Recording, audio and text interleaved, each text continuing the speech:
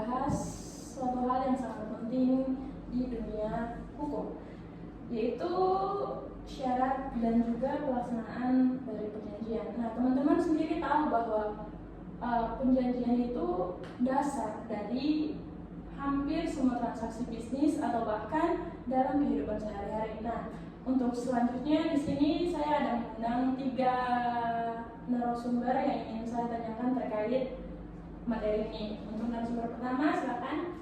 Perkenalkan, nama saya Cynthia Tukmasyami dengan NIM 2302010024. Yang kedua, perkenalkan, nama saya Rizberti Minandara Zagaria dengan NIM 2302010023. yang ketiga, Dan saya Alvan Yumoto dengan NIM 23020126. oh iya teman-teman, saya lupa perkenalkan nama. Di sini perkenalkan saya Flora Anggreni Rame dengan NIM 2302010025. Di sini saya sebagai host atau yang memimpin podcast ini. Oke, jadi di sini kita akan masuk ke pembahasannya. Nah, di sini saya mau tanya dulu, menurut saudara Fandi, apa sih perjanjian itu? Nah, perjanjian sendiri itu merupakan kesepakatan yang dilakukan oleh dua belah pihak atau lebih dengan tujuan tertentu. Nah, kalau dilihat dari sisi hukum, perjanjian itu dikatakan sah apabila memenuhi syarat-syarat yang tercantum dalam Kitab Undang-Undang Hukum Perdata. Oh, gitu ya. Terus syarat sahnya suatu perjanjian menurut Fandi kalau diambil dalam KUHP. Oke, seperti yang sudah sampaikan tadi bahwa suatu perjanjian dikatakan sah apabila memenuhi syarat-syarat yang tercantum dalam Kitab Undang-Undang Hukum Perdata. Nah, syarat-syarat tersebut apa? Yang pertama itu dibagi menjadi 2, syarat subjektif dan syarat objektif. Nah, kalau syarat subjektif itu berkaitan dengan orang. Yang pertama itu ada sepakat mengikatkan diri, artinya pihak-pihak yang mau melakukan suatu perjanjian mereka sepakat untuk mengikatkan diri dalam suatu perjanjian. Kalau tanpa ada paksaan atau penipuan tanpa tekanan dari dua. Terus yang kedua ada cakap untuk membuat suatu perjanjian, artinya orang-orang yang terlibat atau pihak-pihak yang terlibat dalam perjanjian itu secara hukum cakap, artinya bisa bertanggung jawab dan bisa dikatakan dewasa secara hukum. Terus syarat yang kedua yang tadi syarat objektif. Yang pertama ini berkaitan dengan objek. Yang pertama adalah suatu hal tertentu, artinya ada objek yang akan diperjanjikan. Begitu. Kalau tidak ada objek yang diperjanjikan, maka perjanjian itu tidak akan terjadi.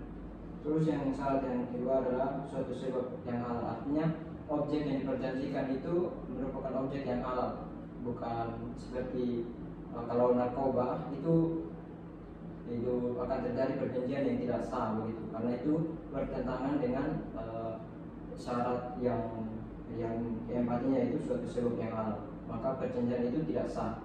Jadi syarat yang keempat ini yaitu objek yang diperjanjikan itu harus halal. Kurang lebih seperti itu.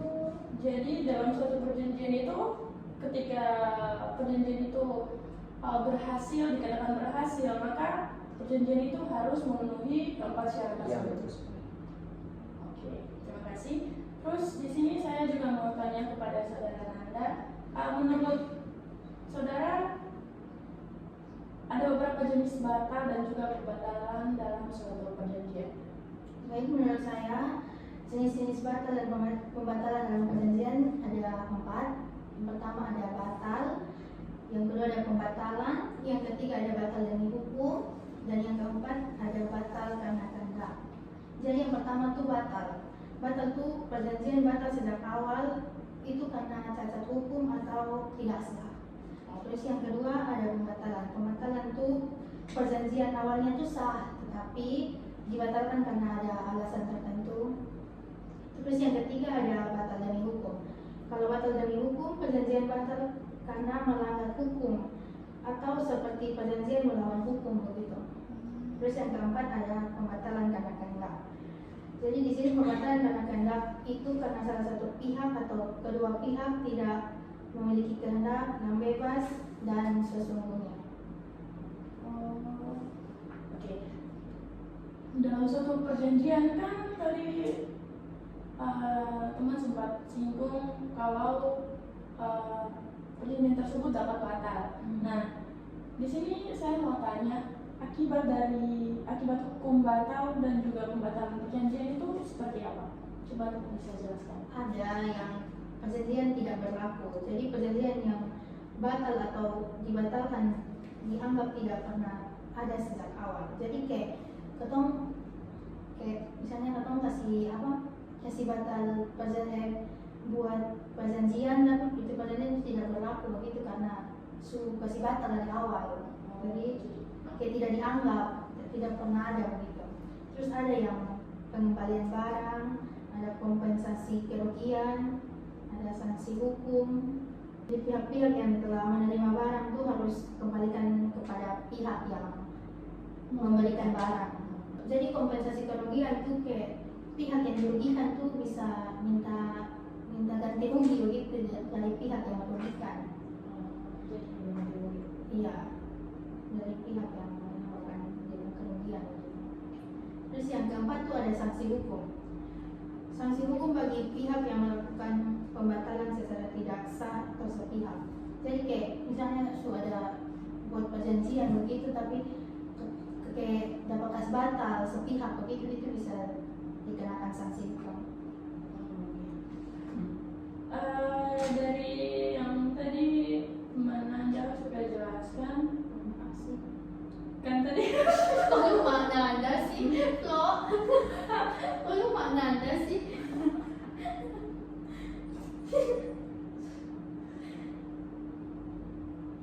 Mungkin gile. Nah, jadi dari beberapa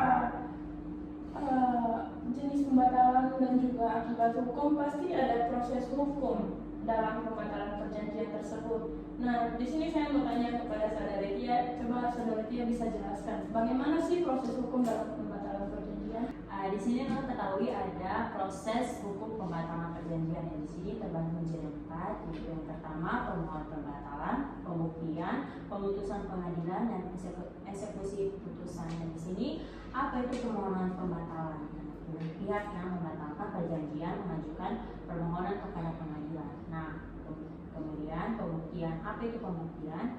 Pihak yang mengajukan permohonan harus membuktikan alasan batalnya perjanjian. Nah, yang ketiga itu ada putusan pengadilan.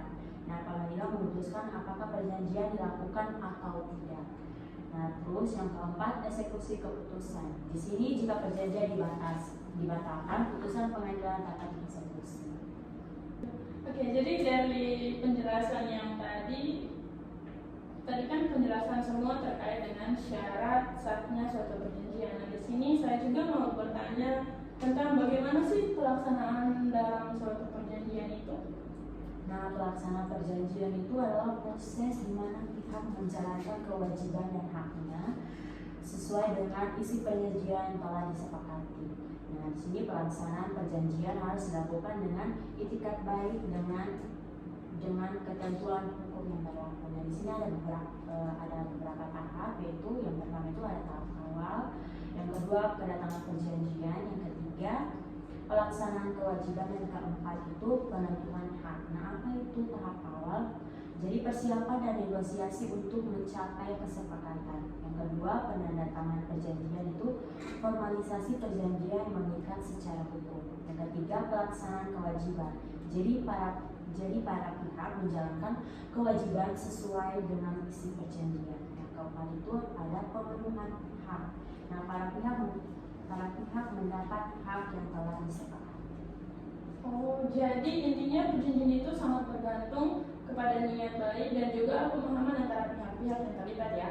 Jangan sampai ada yang merasa dirugikan ataupun terpaksa menjalani sesuatu yang bukan menjadi kehendak. Oke, jadi teman-teman itu tadi penjelasan kita terkait syarat sahnya suatu perjanjian dan juga pelaksanaan perjanjian. Jadi sekian dari kami. Terima kasih dan sampai jumpa.